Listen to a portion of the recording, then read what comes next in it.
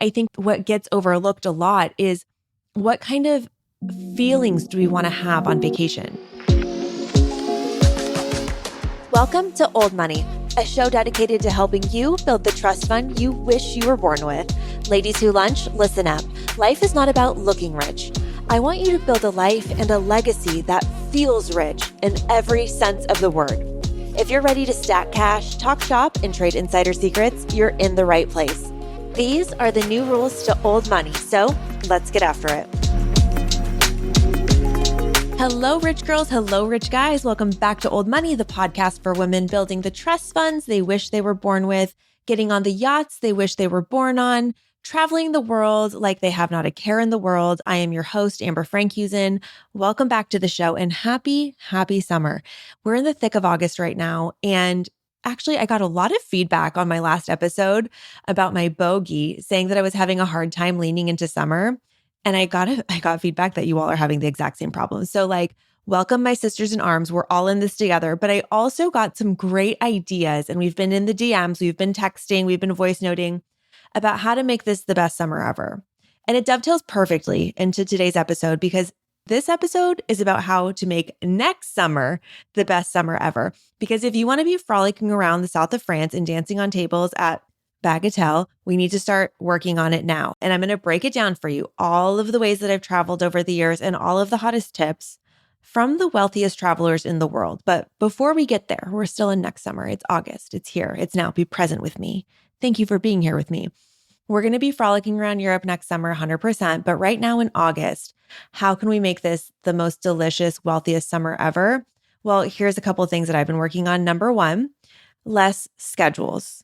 I am very much less scheduled during the day. I'm just kind of pushing things off. The entire continent of Europe is on vacation right now. They're gone. They're not in the office.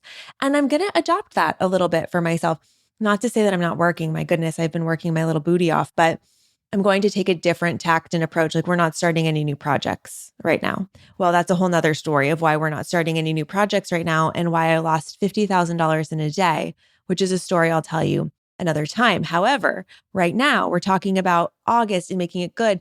It's all about novel experiences. That is what I have realized. The more novel experiences that we have, the more our brain has something to latch onto that's different from the rest of our schedule, where we're like, oh, remember that one time we wore wigs when we ate spaghetti in our house? You remember the one time you wore wigs when you ate spaghetti in your house? Not all the times you ate spaghetti. Do you know what I'm saying? So the lack of schedule is great because it's allowing more opportunity to be spontaneous and go do novel things. So this whole month of August, I've flipped upside down and inside out, and I'm trying less schedules, more novel experiences. And there's something for you at the end of this episode. It's an exercise that I did. And what I realized is what I love about summer is water. I am a Cancer. I'm a water baby. I love to be in water, around water, near water, hearing water. But unless I make an effort to go near it, be in it, whatever, I don't see it. So that's my goal for this month, is to be underwater, in water, around water, whatever needs to happen, by a pool, by the ocean. That is my goal for this month. So I hope that gives you a little bit of extra inspo for my girlies that reached out in the DMs. What makes summer summer to you? Go do that. Maybe it's just having ice cream every night. We bought a creamy ice cream maker. We literally have used it one time. I need to get back into that. So if you have any creamy ice cream maker recipes, please send them my way. But that's not what we're here for. We're here to talk about how to go on vacation and how to not bust our budgets. So first hot tip that I have for you, this is totally self-promotional, but we're doing a giveaway for Old Money to celebrate our 1-year anniversary. If you have not yet left a review on Apple Podcasts for Old Money, now's the time to do it. Because if you do it, take a screenshot right before you click submit, DM me. DM it to me at Old Money Podcast. Either Madison and I will receive your message. And we are doing a drawing, totally random giveaway on August 14th for 3 winners to win $150 each for posting a review. And also, if you want to share about Old Money on your Instagram story, bonus entry for you. And I know, I'm a very annoying podcaster asking you to go rate, review, and subscribe. But the reality is that when you do those things, it helps the podcast grow so much. And we get to bring new rich girls into our audiences, get more guests on the show, have more time to work on it, all the good things. So if you could be so kind, we have so many new listeners in the last 6 months specifically. And I would love it if you could be so kind and go leave a review so that you can enter to win $150. I would love to give some money away. So that's one thing that you could do to stick $150 in your vacation fund. But let's actually get into it. We're planning for next summer now. Like I said, if you want to be in Europe with the girls, with the guys, I mean, if you're looking on Instagram at all, everyone is in Europe right now. And the FOMO is so real. And I was just in Italy in June. And still, I'm like, why am I not there? And I remember that I feel this way year after year, every single year. I'm like, the vibes are there. It's great. I'm getting jealous. But looking at what people are doing, I'm also like, okay, they're doing it. They're doing it right. Like Lauryn Bosstick, if you're not familiar, also known as the Skinny Confidential on social media. She is the host of the Him and Her podcast and the co-owner of Dear Media with her husband, Michael Bosstick. I love them for a couple of reasons. Obviously, because they're media darlings. Like they've just crushed the podcasting game and what they've built is so impressive. But they're also from San Diego. Love that. And they have such a cool group of friends that they love to travel with. They are always traveling with friends. And I think that is so very cool. Since they've blown up, which they've built such an incredible business together, they are now traveling on private jets. They are staying in the best places at the nicest homes for rent. And they're also chartering yachts. That was something that I noticed they started doing, I think last year or the year before. And you know me, I'm a yacht girly. So I was definitely stalking what boat they're on, where they're going. And this year, in the month of July, they were aboard motor yacht Lotus in the Mediterranean, which charters for about $135,000 per week. That covers, obviously, your room and board. It covers everybody on the boat, the crew, the fuel, the everything, the service, the chef. But it doesn't include that customary 20% tip that is required on top of the charter fee, because the charter fee doesn't go directly to everybody that's on the boat that's serving you and taking care of you. It also goes to management fees, operating costs, all those types of things. So you are really expected to reward and thank the people that are there on the boat, cleaning your toilets and serving your croissants. You've seen this on Below Deck, and it really does make a world of difference when you have a good service experience in something so intimate. Can you imagine if you had a shitty waiter or somebody that was just not excited to serve you or talk to you about the food or tell you what events were available? They were just in a pissy mood all the time. You're in such close quarters that you literally cannot escape them. I think about this all of the time. But speaking of yachts, also on a yacht, as she is typically in the summer, is another one of my favorites. I think I mentioned these two on the last episode as well.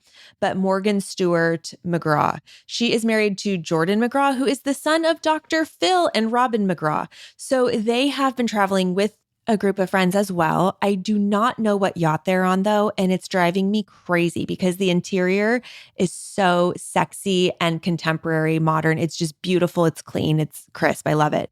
But last year, they actually were yachting with Dr. Phil and his wife as they were celebrating a wedding anniversary.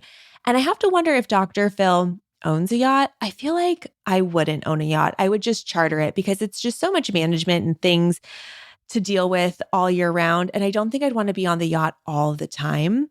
And of course, people always say, well, you can just charter it. You can rent it out and let other people go on it.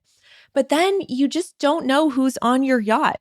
And I'm sorry, if I'm spending 15, 20, 50, $100 million on a boat, I'm not going to just be like, sure, sleep in my sheets. It's giving Airbnb. So I think if it's mine, I feel a little bit more protective of it, but I'm fine to be the person on Airbnb, right? Like I'm fine to be the person guesting on somebody else's $100 million yacht, so long as I don't have to worry about the care and the upkeep.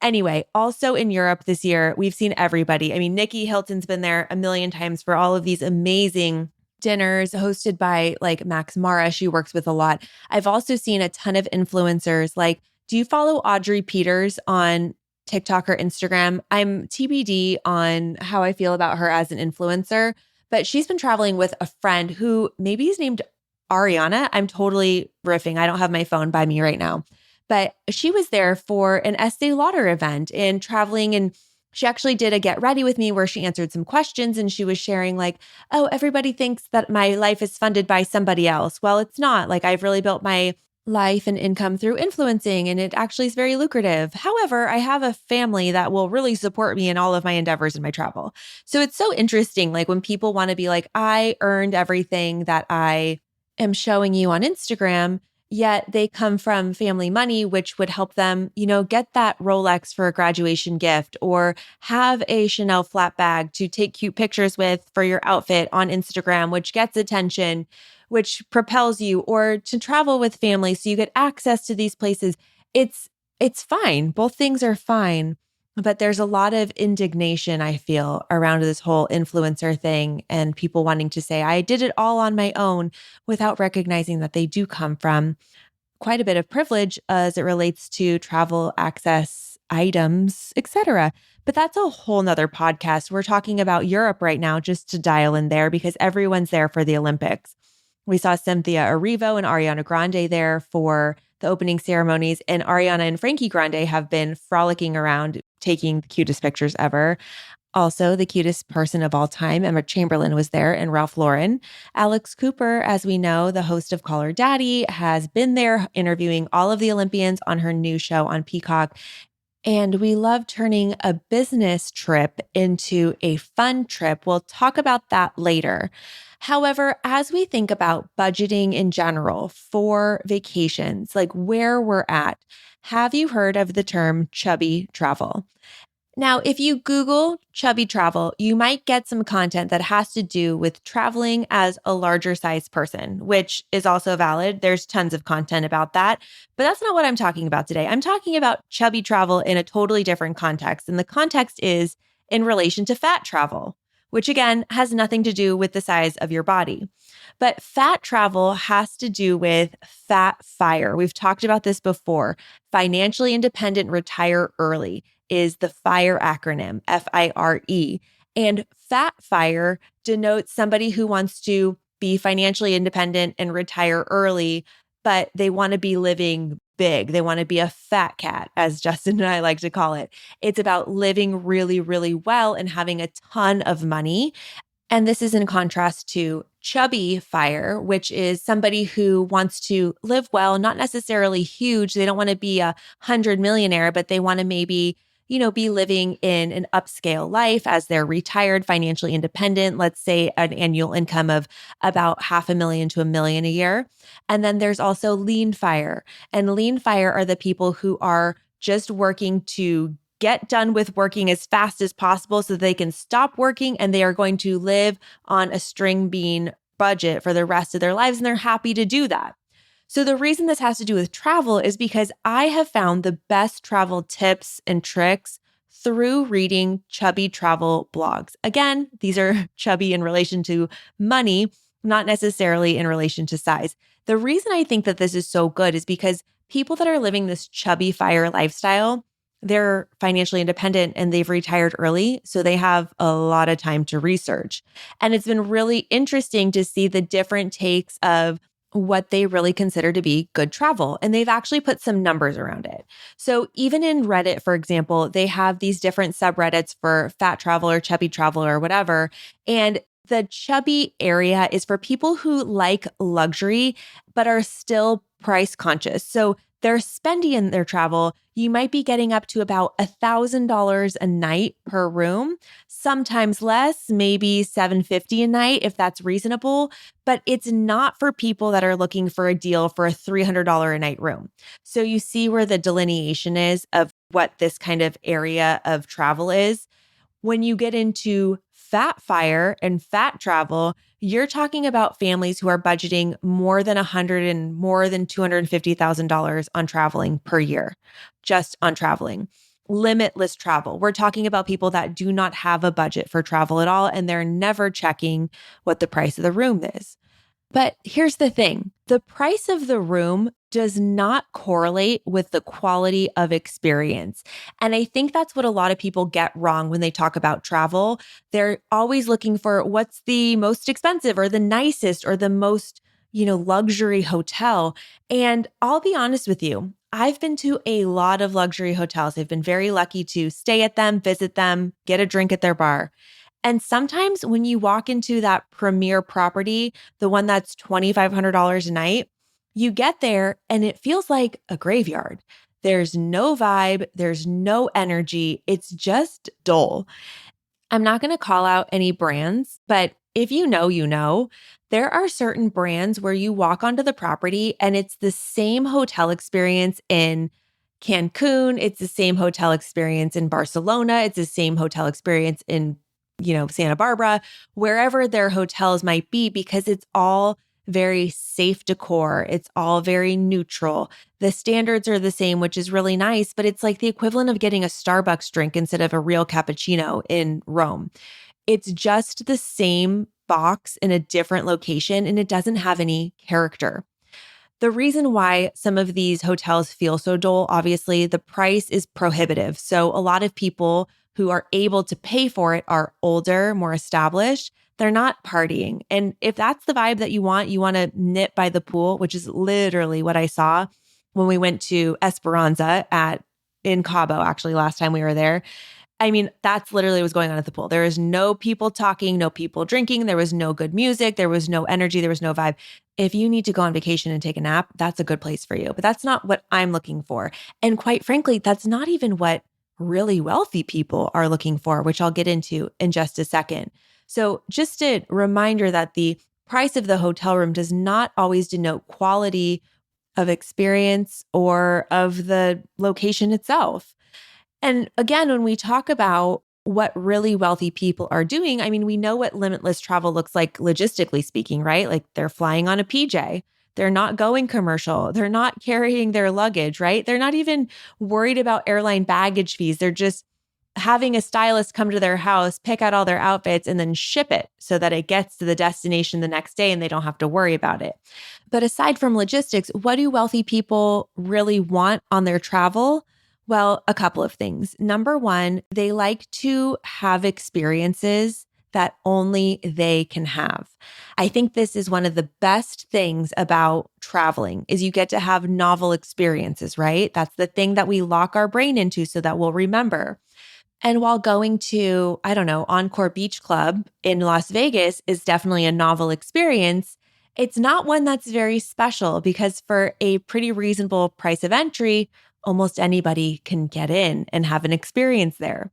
But what if you have an experience of going to the Wynn Hotel or Encore Hotel and meeting with Steve Wynn, who I think is no longer with us? Is that right?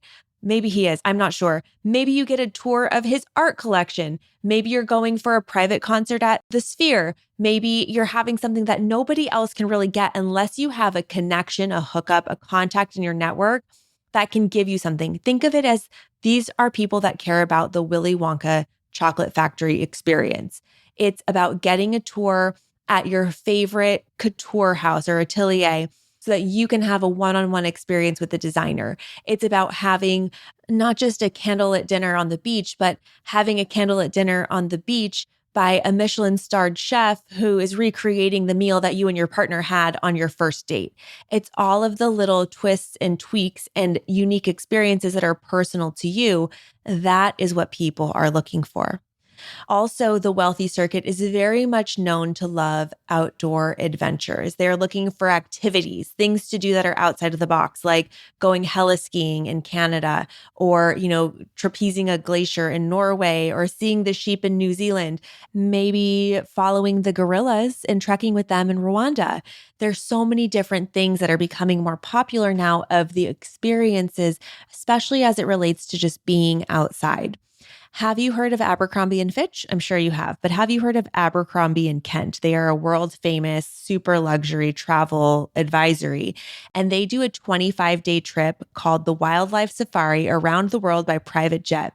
And it takes their clients on a private jet tour around the world, exposing them to safaris on multiple continents. So you're going to see everything from snow monkeys and whale sharks to gorillas and Bengal tigers all in one trip, all in these super luxury accommodations all along the way.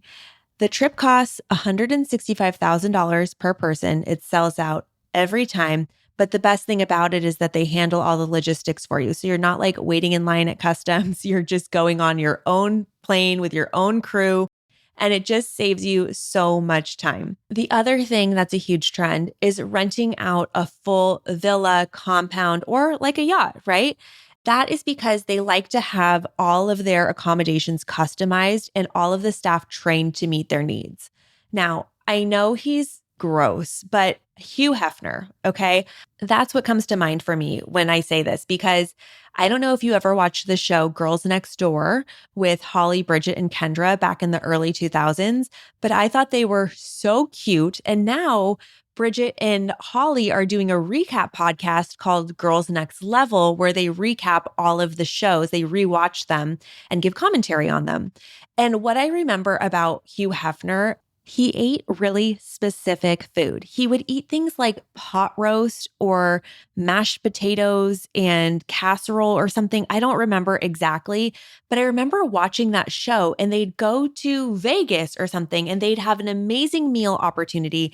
And he would want the same thing that he ate at home out at the restaurant. He would have food brought for him. I remember they went to the Playboy Jazz Festival or something and they had his meals prepared at the mansion and then brought to him so that he would always eat the same food. Now, I personally think that's a little odd, but that is what ultra high net worth people do. They like what they like and they want to have the things that they want. So being able to control your environment on a yacht with a preference sheet or in a private villa where there's not other hotel guests, you can guarantee that all of the staff will be focused on you. And in addition to that, they also really like it because it's private, right? You get all of the benefits of the resort-like experience or the change of scenery without people gawking at you while you're eating at the restaurant in the hotel, right? So privacy is very, very important. And the other thing that I would say that's a big trend in the ultra high net worth travel industry are these extreme tourism events. Now, touchy subject, because I'm hoping this whole trend is on the decline after what happened last year with that Ocean Explorer submarine. Do you remember that? That was a tourism opportunity. I think it cost like $250,000 per person. And when people are looking for things to do, when you're wealthy, you can go everywhere. You can go anywhere. You can stay at any hotel in the world. So it's kind of like, okay, what's the next thing to scratch the itch? So they went on the submarine to go look at the Titanic, and it didn't end well for them, unfortunately. In addition, people are going up into space now as well, whether it was on Virgin Atlantic or whatever Jeff Bezos's one was. I don't think you can go up in a SpaceX rocket yet. Maybe you can. I'm not sure. But that costs millions of dollars. And why do people do that? Why do people do this?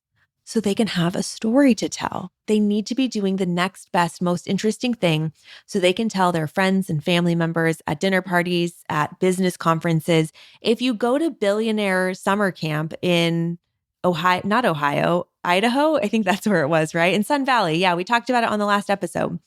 If you're going to Billionaire Summer Camp, you're reporting back after seeing these people that you saw last summer. You got to catch them up on all the cool shit that you did, right? So it's kind of like that keeping up with the Joneses thing of I've got to do the next best thing so I can come back a year later and have something to share. Hey, Rich Girls, if you're anything like me and want to live back in 1969 at the Palm Royale Country Club, having martinis, playing tennis, and living your best life, well, I have a surprise for you. You are cordially invited to join the very first and only Old Money Country Club right here on the internet. That's right. We finally put together an online community for all of our rich girls and boys to come together and find the inspiration they need, the resources they want, and the community they crave. That's right. We are not only building our net worths, but we are building our network. And this is the place where you're going to connect with all of the other rich girls that are out there on this financial journey with you, because I need you to know you are not alone. No matter where you are at in your financial journey, whether you're paying off debt, tracking your net worth, learning to invest, or wanting to start a business, there are other women out there who are trying to do the same thing as you, and you need to meet them. These are your new best friends and your new business partners. So in this online community, the Old Money Country Club, you're going to find the resources that we have for the show. You're going to have monthly money date prompts where I'm actually going to show up and do money dates with you to keep us all accountable and healthy on our money journey. There'll be exclusive information you can't find anywhere else. And I promise you, you're going to want to come in, shake up a martini, and join us in this country club. find the link to join in the show notes. I welcome you in there. Again, find our link to join in the show notes or check us out on social. We love you so, so much and can't wait to see you on the inside. Now, the other thing that we see ultra high net worth and high net worth people doing for travel, and this is not tax advice. I want to make that really, really clear. This is not tax advice, but if you're on a business trip, that's a business expense, right? And if you happen to have some pleasure with your business, you have to obviously notate that correctly for the IRS. But according to the IRS, you can deduct business travel expenses when you're away from both your home and the location of your main place of business or your tax home. And those expenses could include transportation, baggage fees, car rentals, taxis, shuttles, lodging, tips, fees, all those types of things. All of that could be a business expense if you're traveling for business and you happen to see a friend for dinner. I mean, maybe you talk about business. I don't know. Talk to your tax professional. We're going to talk to one very, very soon about how to write off your life. And that is a trademarked quote from her. I'm really excited to have that conversation. But I'll give you an example of where I've heard about this in everyday pop culture. Rumor has it, Jeff Lewis is a big fan of expensing everything. This is alleged. But for example, he'll go on a trip to Cabo and he'll bring his staff and has some friends come, and then they'll do their radio show live from the hotel. So that would mean that they're doing a business function on that trip. So couldn't you claim that the transportation there would be a business expense? Maybe not all of the dinners are a business expense. If you're not talking about business, you don't have that documented. But something to think about. Jeff Lewis is doing it right. Also, hot tea on Jeff Lewis. Do you guys know who that is? He was on Flipping Out on Bravo. He's an interior decorator designer, and he now has Hollywood House Lift on Amazon. I never watched Flipping Out when it was on the air, but I recently went back and watched it because I got hooked on Hollywood House Lift. And then I got hooked on his radio show on Sirius. He has 2 hours of radio a day. He does Jeff Lewis Live and Jeff Lewis Extended. And there was a whole bunch of drama around all of his friends and the co-hosts and all those types of things. Now he is doing dinners with fans. He will go to dinner with you if you are a fan. If you want to go to dinner with Jeff Lewis because you are a fan, he will go if you pay him $10,000. This is not a joke. There is an invoice sent to people who want to go to dinner with Jeff Lewis. He makes it readily available for people to spend time with him. They pay for the dinner. He shows up, is charming, talks with people. They pay him $10,000 to go to dinner with him. Now he brings Shane, who's his assistant. I think Shane gets a little kickback. If you want to just go to drinks, it's $5,000. I personally think this is brilliant because it's like insider tea. You get to create a relationship. Jeff knows his value. And it's money, it's income, it's a revenue stream. And who would be so bold to say, if you want to go to dinner with me, you can, but it's $10,000? Jeff Lewis, and maybe me. I don't think I'm charging $10,000, but if you want to go to dinner with me, I think you might have to pay me from now on. So that's just something to think about. But good for you, Jeff. Anyway, we're talking about travel. Please talk to a tax professional before you make any calls on business expenses. But I want to talk about prepping and getting ready for next year. This is all about setting your intentions now for the types of trips you want to go on. And I have 3 segments for this, right? Like the prep, the packing, and then kind of like when you're there, when you're present, right? And I've thought about this a lot over the years because I'm very particular about how I travel. I'm not to the Hugh Hefner level with my food preferences by any means, but I'm definitely more of a planner than anything because for me, the planning and the thinking and the dreaming and the getting ready, the anticipation, that's almost as fulfilling as being on the trip. So here are some of the things that I've found really help me in the prep, especially when we talk about staying within budget. First and foremost, you have to pick what you're doing. And what I mean by that is, are you going on a trip or are you going on a vacation? Those are 2 very different things. If you're going on a vacation, you are going to relax. You're going to do exactly what you want to do. You have a lot of white space in your schedule. You have a lot of unscheduled time. You have loose ideas of what you're doing, and the expectation are set that you're going to vacation. If you're going on a trip, you are going to hustle. You are going to see all the things. You are going to be at all of the museums. You're going to all of the Michelin star restaurants. You are shopping until you're dropping. You are working. A trip is different from a vacation in the energy that you bring to it. And if you think you're going on vacation, but you're traveling with somebody who thinks they're going on a trip, you're going to be in for a really bad time because you have to set your expectations with whomever you're traveling with. Now, I am a big proponent of solo travel. I did a lot of solo traveling in my 20s and early 30s, and it is just so, oh my gosh. I used to go to Palm Springs secretly. I would go all the time. I'd go a couple times a year and I wouldn't post about it on Instagram. I wouldn't tell anybody that I was going. I would just disappear and I'd take myself to Palm Springs or to like Mexico, Sayulita, something like that, and just get out by myself. I even was in Europe for a little bit by myself and before I met up with friends. And it's just so nice to reacquaint yourself with yourself, taking yourself out to dinner, doing exactly what you want to do, seeing what you want to see, going at the pace that's good for you.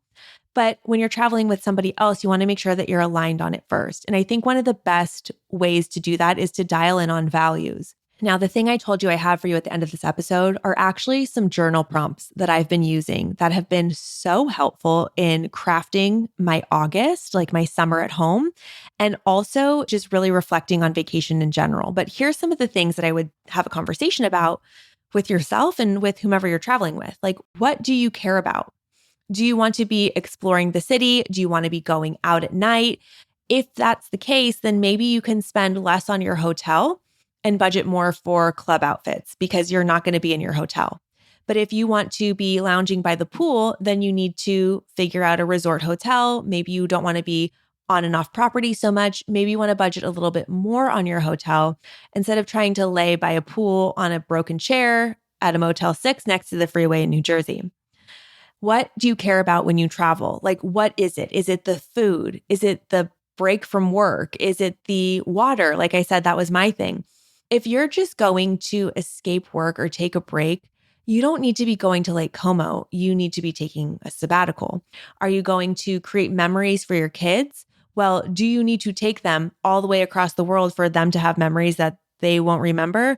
Or is it okay to, at this point in your life, have different travel expectations so that you can honor your budget and also scratch that itch? And what I mean by that is if being in the south of France is important to you and you're like, I can't do it. I have 2 kids. Like, how am I going to pay for it? Well, I'll just do economy this time instead of business. If that's going to really make or break some of the decisions that you make on living out the best trip, if you feel like you're making a lot of sacrifices, maybe you can take them to Newport Beach instead. Stay within budget, honor your budget, give them some experiences at Lido House Hotel, where I just was, where they can swim in the pool and make friends. And it might be a little bit of different experience, but you know you can always come back to it. Because I think that's the other thing too, is on the alignment and the values is if we're going on a trip and we want to see everything, do we need to see everything? I think one of the biggest mistakes in travel is overscheduling and over planning. Part of the beauty of travel is being able to make decisions on the fly and kind of exercise that muscle, so to speak. So you can be spontaneous and wander down a street and make a call on what restaurant you want to stop into instead of just going where TripAdvisor tells you to go and doing all of those things, right? If you're rushing from museum tour to dinner reservation, there isn't a lot of opportunity for those magical moments to happen. And a lot of the magic is in the in-between. So when you're allowed to go off the beaten path, that's going to determine your path. And if you are trying to see everything at once, what usually happens is you forget how much effort it is to get on a train, get on a plane, and you spend more time traveling instead of holidaying. You know what I mean? Because you're trying to get from place to place. You don't spend enough time in one spot to ever get settled and get your bearings. And also, you have to remember, like if you're going to museums, for example, the Louvre has been there for hundreds of years. It will still be there the next time you go to Europe in 5 more years. You don't have to see everything on every single trip. Because kind of once you've seen it once, you've seen it again. And again, maybe art's really important to you and you want to see the art every time. Well, that's great. Set those expectations with your partner so that you have alignment. So there's conversation, there's negotiations, and there is a Venn diagram where both of you, whether it's a friend or a partner that you're traveling with, can get what you want, or you and your kids. Maybe that's a conversation between the kids and the parents of what's happening, where are we going? And again, I think what gets overlooked a lot is what kind of feelings do we want to have on vacation? Because for me, when I go on vacation, I want to feel relaxed, but excited to be there. And like there's something going on. Like I don't want to be reading all day in my room. I want to be where there's a scene. I want to be around music. I want to be near water. I want to be relaxed. And I also really want to be connected and in sync with my partner. That's why I go on vacation. I want to be connected and close to Justin and have great experiences with him. So if I were going to unilaterally plan a vacation and not include him in it, that would really not be a connected experience, right? And when we think about why we go on vacation, I think that's why a lot of us go. We want to be alive with our friends and family, the people that we love. And so having these conversations and finding where that Venn diagram is, like maybe your partner wants to golf and it's like, okay, there's 2 days for golfing and then 3 days for this. And maybe your kids want to go to a theme park and there's 2 days at Disneyland and then 2 days at the hotel, like whatever it might be. But there's negotiations that have to happen. And I think the more clear you can get without feeling like you're coming from a place of scarcity, like we only have so many vacation days a year. That's true, but you have so many years to vacation and you have so many opportunities. And if travel is important to you, we're going to talk about reworking your budget so that it does work for you more. The other thing I want to call out as well is getting out of the typical where to go on vacation conversation. I have a really hot tip on this one. First of all, there's tons of articles out there about less expensive places to travel. For example, like you could go to Portugal or Croatia instead of the south of France or the Italian Riviera or Mykonos. Like these are places that are more up and coming. They're not as busy. So you might have a totally different experience that's similar to what you would want to get out of the south of France or the Greek Isles. Or you could go to like Colombia, like Medellin or Mexico City, instead of a big city like New York or Montreal. Those cities are significantly less expensive, but you still get an amazing food scene, art scene, culture scene, all those types of things. Or maybe going to Vietnam instead of Japan or Phuket instead of the Maldives or Bora Bora. Whatever it is, there's a ton of those transfers. But here's the hack. Go to the airlines first to get inspiration about where you can go. And what I mean by that is if you live close to a hub, like you live close to Dallas, Fort Worth, or to Newark, New Jersey, or Washington, D.C., there's different types of airlines that fly out of different hubs. I kind of look at traveling when you pick your place first, like reverse engineering how you're going to make it fit your budget. And that's really hard to do. Like if you have to be in the Philippines for a wedding on this date, like the price is the price.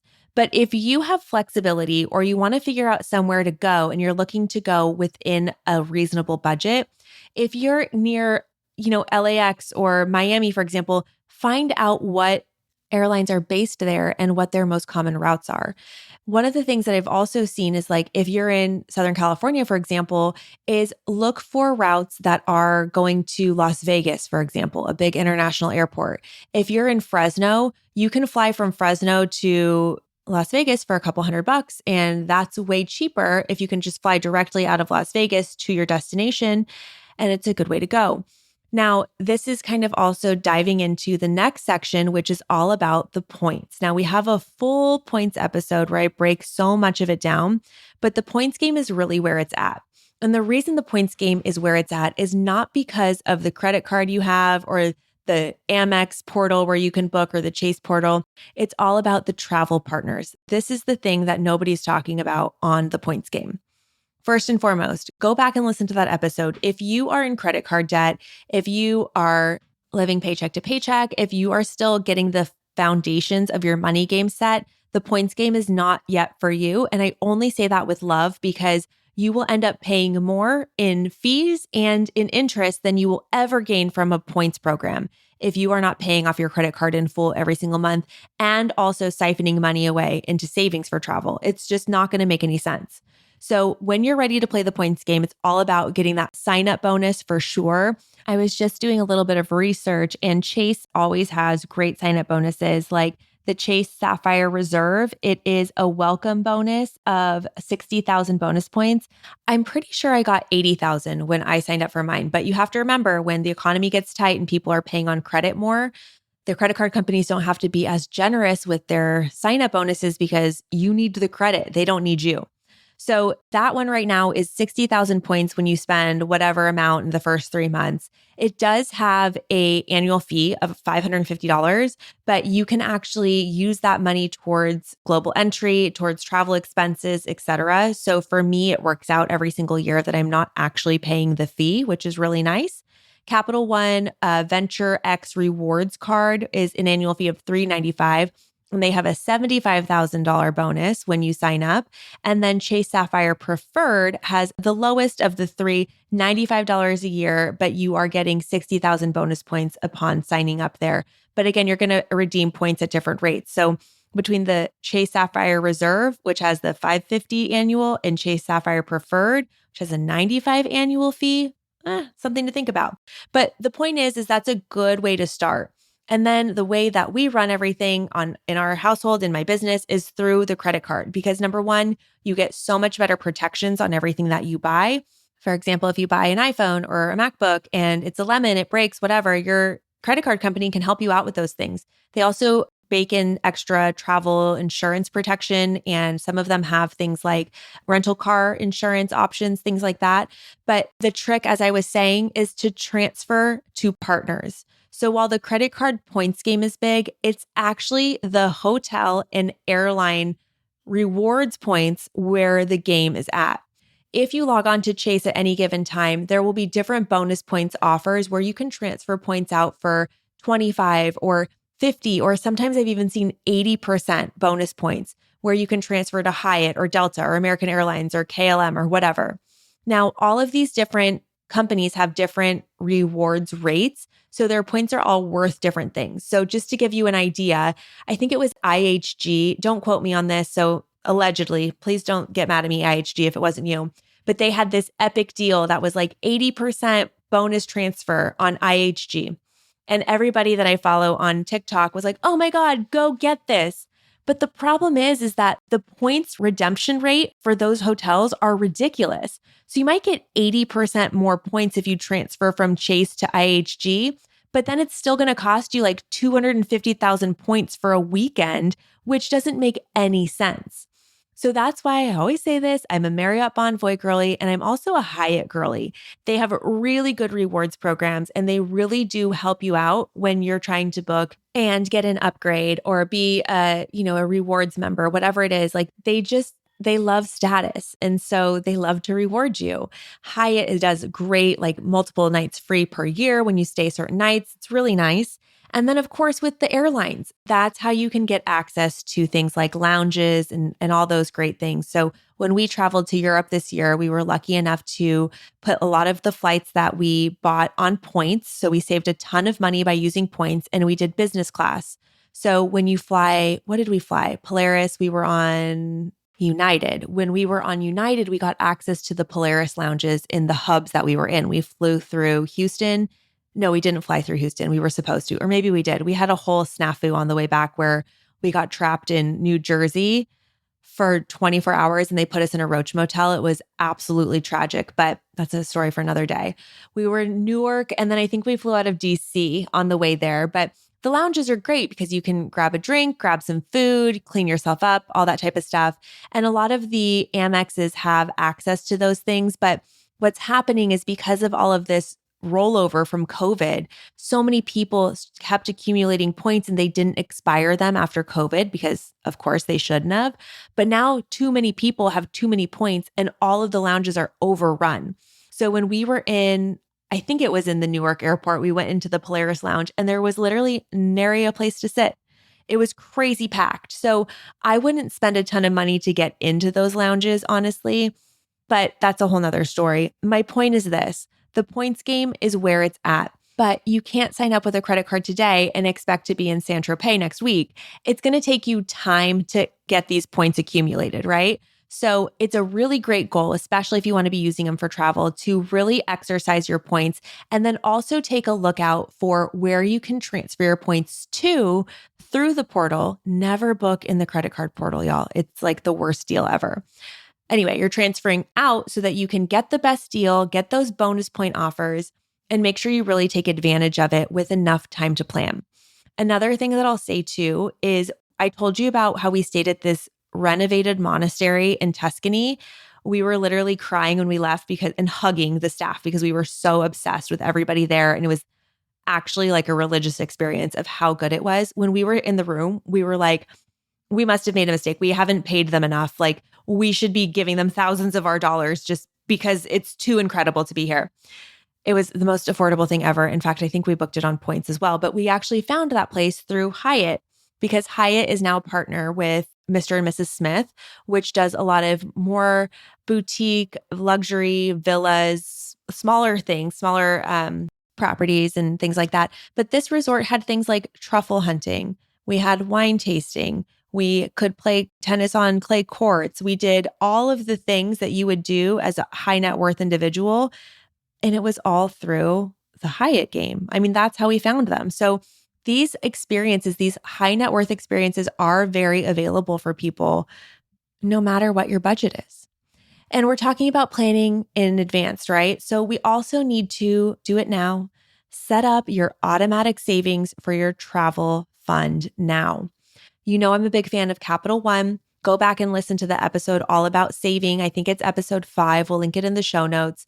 But it's setting up so that you're paying yourself first and funneling your money, your hard-earned money, to where you want it to go.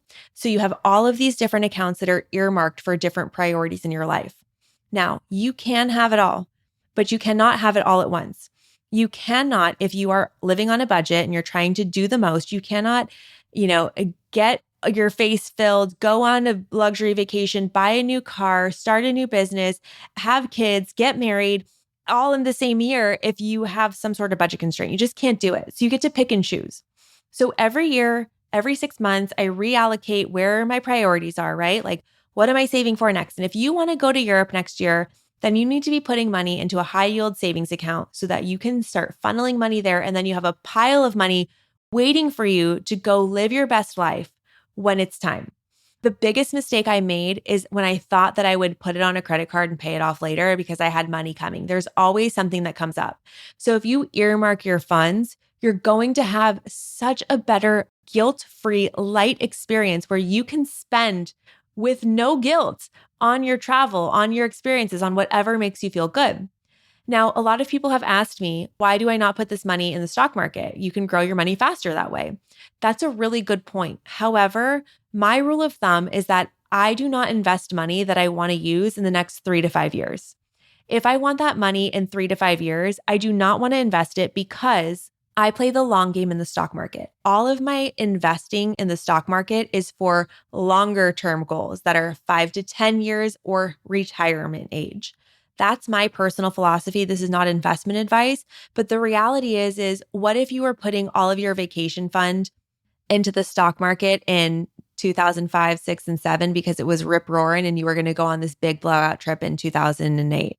Well, if you remember, the financial crash of 2008 wiped that stock market right away, and then you would not have that money. Granted, there were bigger problems going on at the time, but my rule of thumb is that because things can be so volatile in the stock market, I want to see my money where I can get it. And still with a high yield savings account, you could be getting 4.25% in interest annually right now. So it's actually a really good opportunity to put some money away, conservatively grow it, but just make sure that you have it so you're not spending on credit. Okay, we're going to move into the next topic, which is all about packing, because this is something that I struggled with for a long time. And I actually just got such an interesting DM about this as well, is everybody goes on vacation and they have the sickest fits and they are just like taking all the Instagram pictures and I wear it once and then I never wear it again. Please do not do this. I think when we pack for vacation, we have an Instagram picture in mind and it kind of makes us costumey. Like if you want to get a picture on the steps of the Met in New York, you're going to be dressing like Blair Waldorf. But if you work on a farm, if you're a ballerina farm, are you going to be dressing like Blair Waldorf in your day-to-day life? Probably not. So now you have Mary Jane's and a headband you're never going to wear again. And you splurged on a Prada headband and it was $750. Like, what are you going to do? Do not pack that way. When I pack for vacation, I'm pulling from the same clothes all the time because I have a vacation capsule wardrobe. We love to go on beach vacations. We love to go on tropical vacations. So I have a set of dresses, bathing suits, and things that I wear only on vacation because they just don't fit into my everyday life at home. They're like a little bit sexier dresses, club dresses, whatever. And that's what I take on vacation. So I don't have to go shopping every single time we go on vacation. And the great thing is, I only wear these clothes once or twice a year, so I don't get sick of them. Because you guys, nobody cares what you're wearing on vacation. Like nobody cares, not even your Instagram followers. So unless you are making revenue from posting your outfits on social media because you have a like to know it or a link tree or whatever it is that's paying you commission when people shop from you, I would reconsider splurging on clothes for your trip every single time because it's not a worthy investment. You want to invest in things that you can wear all of the time, not things you're just going to wear on vacation. The capsule wardrobe has saved me, and I also keep like vacation jewelry, big pink stuff, statement necklaces like Luann de Lesseps, all of it. It's all there. And the other thing that I've always done is I have a full separate set of toiletries, minis, of course, but they just live in my suitcase. I never unpack them.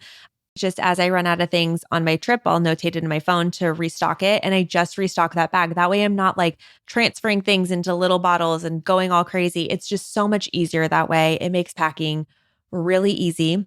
I also am obsessed with packing cubes. That's the easiest and best way to stay organized on a trip. I did it for our Italy trip, and it was so helpful to keep everything in line. And that way I actually wore all of my clothes that I brought. So now we're moving into what happens when you're actually on vacation. How do you have an old money vacation while you're actually on vacation? Well, first and foremost, I do think it's important prior to your trip that you pack small bills. Justin loves tipping. Justin wants to like throw money out the window when we're on vacation. I really appreciate that about him. He always takes care of it. But I think always bringing cash is really important. You can get different currencies from your bank if you order it a few days in advance. So if you want to withdraw $500 and get that sent to you in pesos, you can actually have them send it to your house. You can have them pick it up at the bank. But traveling is a privilege, and going into somebody else's home, their place of work, their business, is something that I think that we should show a lot of appreciation for. So bringing small bills and making sure that you show appreciation along the way, I think is a great way to really embody an old money spirit, a generous spirit, so to speak, and tip the people that are serving you and taking care of you, the doormen, the drivers, housekeeping, all that type of stuff. Another thing that I think is really important is setting a per diem, having an understanding of what your daily spend should be, because that's the easiest way to go out of budget after you decide to splurge because you got upsold on a bottle of champagne at the pool, and now you're getting every appetizer on the menu. Our strategy is packing protein, packing snacks so that we have snacks if we need them, but typically having a breakfast that's really protein rich, a very small lunch like chips and salsa or something, and then doing a really nice big dinner. Not only does that help us keep our budget in check, it helps us keep our calories in check as well. But just having kind of an idea of what my per diem is really helpful for me to say, okay, yesterday I got that bottle of champagne. Today I'm just going to do a Perrier, and kind of recalibrating on a day-to-day basis. If you do not have a measurement, you will not be able to manage it. So figuring out what your per diem is every single day and making sure that you inflate it a little bit, because traveling while being on a budget is actually not fun. It really sucks to worry about every penny you're spending. So giving yourself a little bit of leeway of like, okay, I can spend up to X amount per day, and that's going to feel really good for you and better than scrimping and saving. I think that's really important. Another thing that comes up a lot with travel, especially with the girlies, is what am I buying? What am I taking home? And something that I've been seeing on social recently that I just want to call out is that shopping hauls are not normal.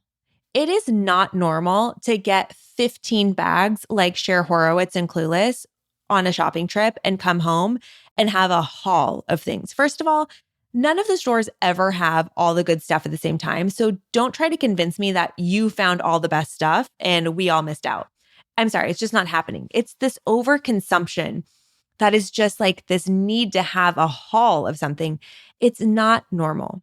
If you want to buy something and memorialize a trip, I think that's great. In fact, I love to do that. Like I bought myself a Chanel brooch for a celebration on a Vegas trip. And I always think about that Vegas trip when I put it on, or I bought a purse on another trip. Or when we were in Italy, we were in Florence on Ponte Vecchio and Justin bought me a gold necklace and I wear it every day. It's like an everyday gold necklace. And I'll always think of that. It's so memorable.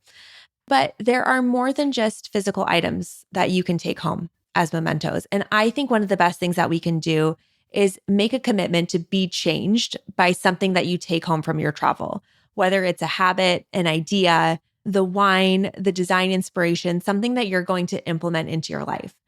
For example, I'm not recommending this, but when we got back from Italy, we could not stop drinking wine. Brunello di Montalcino, however you say it, we couldn't stop drinking it. We were wanting to relive it and talk about it and have that wine. And it was something that now we have a new type of wine that our friend Jamie introduced us to that we will always have moving forward. Or just the lifestyle. We can have music on during dinner. Can we slow down? Can we, again, recognize what it is that we want out of this vacation? And this is the mindset piece of it. Why do humans go on vacation? Humans crave certainty, but they also need uncertainty and crave it when things get too certain. So getting time away from the normal to mix it up for different experiences, I think travel is the way that a lot of us feel alive because we get so in routine in our day-to-day lives of going to work, picking the kids up, making dinner, washing the dishes, all of those things. It's rinse and repeat. And the idea of going on vacation is that you get out of your day-to-day. You get to have a different experience. And a lot of the times, I think that we look at our budgets and we look at what's happening on social media, and it makes us feel restricted about what we can or cannot do. And this is why I started this episode with how am I going to make this August my July 2.0 and start my summer over again? And that's going to bring us to the last part of this episode, which are 3 journal questions that I have for you. And I'm going to start doing this more on the show because it's something that I do all the time. And I've been holding back from y'all. Like I haven't been telling you all the things that I've been doing. And one of the things that I've been doing are really specific journal questions and really specific affirmations. We're going to get to the affirmations on another episode because I think I finally figured out how affirmations work. However, the journal questions, these are 3 journal questions that I've been working on that have totally changed my life since coming back from Italy. And I want to share them with you. The first question is a fill in the blank. What comes to mind first when I say, when I'm on vacation, I feel blank? What are the feelings that you're seeking on vacation? Are they relaxation? Do you feel childlike? Do you feel connected to your partner? Do you feel brave and adventurous? Do you feel interesting? What are the feelings that you feel when you're on vacation that make you feel alive, that make you want to go and travel? Identify the actual feelings in your body. And what does that say about your self-image? When you feel adventurous, interesting, you're doing something, you feel like you're productive, you're a problem solver, you figured out the way to the restaurant on the side of this hill in a random location. Like, what are the things that make you feel alive and feel good about yourself on vacation? Because I think, again, when we think about this routine that we're all in all the time, and if all you're doing is delivering reports in a job that you hate or unloading and loading and unloading and loading and unloading and loading the dishwasher, or all these routine things that we get in, like what is it that makes you feel alive on vacation? So journal question number 1 is when I'm on vacation, I feel blank, and dig down. Journal question number 2, things that I can do at home to recreate those feelings are, and that's what changed for me. That's what changed for me on my vacation. Like, what was it that I felt so good about on vacation that I was a little bit unreachable? Okay, that is something that I can establish in my day-to-day life. I'm not available all of the time for my team, for my clients, for my partner even. Like, where can I get some more peace? So I actually changed something major in my life, which I'll tell you about soon, that's going to give me more unreachable space, which I'm really excited about. Maybe the thing that you like about vacation is that somebody else is taking care of you. It's the convenience, like somebody else is washing the dishes. Maybe that's something that you can talk about with your family. Maybe you can find more community, do a potluck with your friends, create that more. Maybe it's the no schedule, block off more days on your calendar. Maybe it's being outside, being by the water. Is there a lake, a river, a stream, a pond near you? Could you play water sounds in your house? In fact, if you go back and listen to the episode about the 6 senses of luxury, I touch on a lot of the things that make resorts and hotels so special, right? The smell, the sound. Can you play some music? Can you light a candle? What can you do to make your everyday feel more like vacation? And the third journal question here, actually, this is not really a journal question, it's a list. I want you to rank your priorities for the next calendar year, for the next 365 days, whatever. Tell me what your priorities are. Well, you don't have to tell me, tell yourself. Lay them out. Think about everything that matters to you. Travel, your house, your kids, special events, putting your kids in sports, having a new wardrobe, having a new car, having a wedding. What are the things that are important to you? And I need you to rank them. And then I need you to budget accordingly. And if travel is at the top of your list, I need you to go back and make sure that you're allocating enough money for yourself to do the things that you want to do. I also want you to write this sentence in your journal after you rank your priorities. I choose to invest in my priorities with my whole heart and without resentment because I can have it all, just not all at once. I'm going to say that again. I choose to invest in my priorities with my whole heart and without resentment because I can have it all, just not all at once. And what that means is that you just ranked your priorities. You told yourself what your priorities are. And if you feel sad that you can't make it to Saint-Tropez and dance on a table at Lauryn, I understand. We would all like to be there all the time. But we are making conscious decisions. We are in charge of our own lives. We are in charge of our budget. We are in charge of where currency flows through us into our lives. But we can't have it flow everywhere, right? Currency, current, think of a river. The money moves. It has to move through you. If you're damming it up, if it's not moving, you get stagnant water and then you get mosquitoes, and that's not chic for anyone.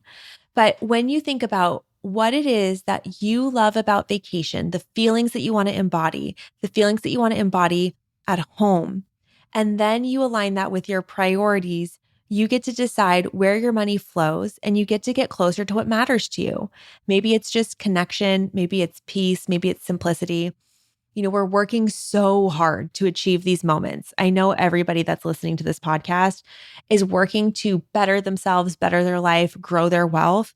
And we're working so hard for what? To achieve these moments and have these feelings that we want to feel. So I encourage you with that last journal entry to rank your priorities and then wholeheartedly lean into them and investing in them. Because if your kid making club soccer is the most important thing to you this year, make that your goal for the year. Your kid's not always going to play club soccer, and Italy's still going to be there in 15 years. So there are more opportunities. You don't have to do everything all at once. In fact, if you did, you'd be pretty tired.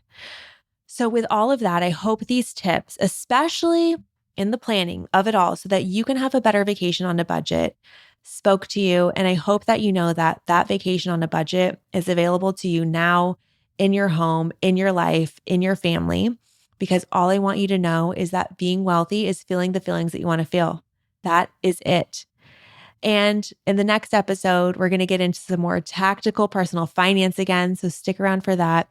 I love you guys so, so much. Thank you for being here. Tell me where you're going on vacation, and we'll talk to you soon. Bye. Feeling rich? I hope so. Thank you for joining me on this episode of Old Money. If you have questions you want answered, email me at oldmoneypodcast@gmail.com or hit us up on social. We are at Old Money Podcast, and I am at your service. If this episode spoke to you, inspired you, helped you, if you took a single note, it would mean the world to me if you could please just take a minute to rate and review the podcast. And if you're not doing so already, subscribe. And if you have friends who like getting rich, please share this episode with them, even if it's just on your Instagram story. And I'd love you more than Jeff Bezos loves Amazon Prime. Thank you so much, and I will talk to you on the next episode. Remember, I'm not your lawyer, I'm not your tax professional, and I'm not your financial advisor. The content presented in this podcast is intended to entertain, educate, inspire, and support listeners in their personal and professional development and does not constitute business, financial, or legal advice. In addition to that, this episode may contain paid endorsements and advertisements for products and services.